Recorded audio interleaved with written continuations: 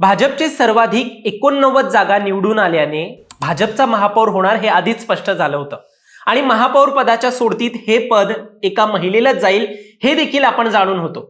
अखेर आज भाजपने महापौर पदाचा चेहरा घोषित केलाय। रितू तावडे हे मुंबईच्या महापौर असून ते आज तसा अर्ज देखील करणार आहेत। जेव्हा तुम्ही हा व्हिडिओ पाहताय तेव्हा त्यांनी अर्ज दाखल केलेला असणार आहे आणि महापौर पदाची धुरा त्यांच्या हातात येणार आहे। मुंबईच्या महापौर पदाची धुरा त्यांच्या हातात येणार आहे। आता हा व्हिडिओ आपण याच घटनेचे काही महत्त्वाचे राजकीय पडसाद जाणून घेण्यासाठी करत आहोत।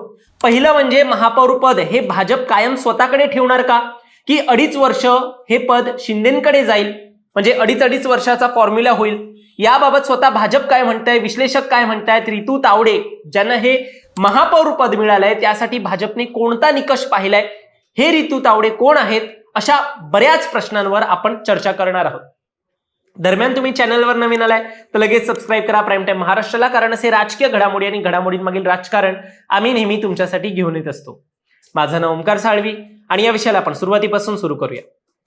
तर मंडळी, भाजपला स्वतःचा महापौर आणण्यासाठी आतापर्यंत बराच स्ट्रगल करायला लागला। 27 वर्ष वाट पाहावी लागली। आता हे नाव घोषित करताना भाजपने एक महत्त्वाचा निकष पाहिलाय। त्यांच्या महापौर पदाचं नाव भाजपकडून जे देण्यात आलंय त्यासाठी एक महत्त्वाचा निकष पाहिलाय। भाजपचा महापौर घोषित करताना त्यांनी मूळ भाजपचा नगरसेवक करण्याचं ठरवलं। अगोदर बऱ्याच चर्चा होत्या की तेजस्वी घोसाळकर जे ठाकरेंच्या सेनेच्या नेत्या होत्या आणि नंतर भाजपमध्ये गेल्या ते या पदावर असतील। तसेच राखी जाधव जे शरद पवारांच्या राष्ट्रवादीच्या मुंबई अध्यक्ष होत्या त्यांच्याकडे पण हे पद जाऊ शकतं, पण भाजपने इनकमिंग केलेल्या नेत्यांना हे पद न देता आपल्याच निष्ठावंतांना हे पद देण्याचं ठरवलं आणि त्यातून निवड झाली रितू तावडे यांची। रितू तावडे यांच्याबद्दल सांगायचं झालं तर त्या घाटकोपर मधील प्रभाग क्रमांक 132 मधून दुसऱ्यांदा नगरसेविका म्हणून निवडून आलेले आहेत।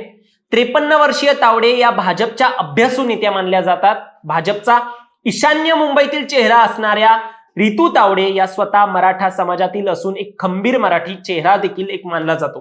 रितू तावडे यांचा मतदारसंघ गुजरातीत बहुल आहे, जिथे त्यांनी आपली पकड मजबूत केली आहे।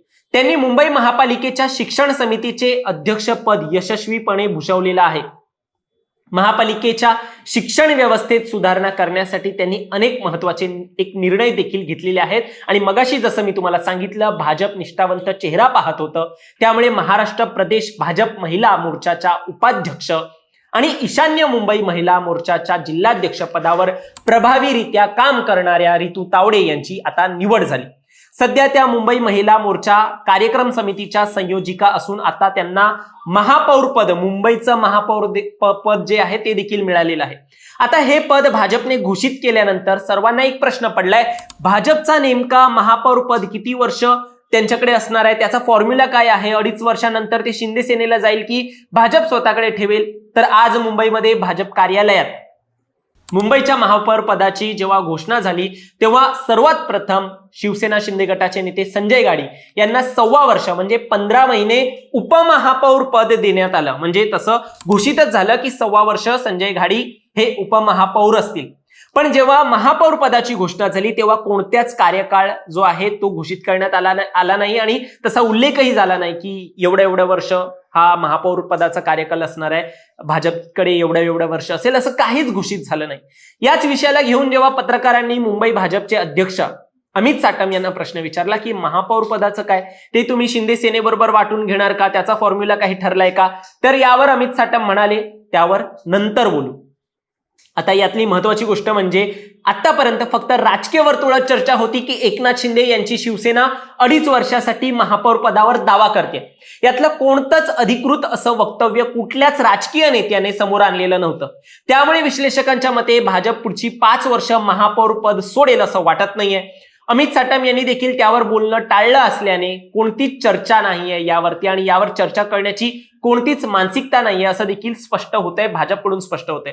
1982-83 मध्ये भाजपच्या सुरुवातीच्या काळात डॉक्टर प्रभाकर पै हे भाजपचे एकमेव महापौर झाले होते। आता कित्येक वर्षानंतर जेव्हा भाजपने मोठी राजकीय खेळी करून ही सत्ता मिळवली आहे आणि तिची देखील वाटणी करण्यात भाजप मग बिलकुल इच्छुक दिसत नाहीये। यात देखील महत्त्वाची गोष्ट म्हणजे शिंदे सेनेला ठाणे, उल्हासनगर, कल्याण डोंबिवलीमध्ये महापौर बसवता येत असल्याने भाजपने मुंबई बरोबर नो कॉम्प्रोमाइज धोरण जे आहे ते अवलंबलेलं दिसतंय.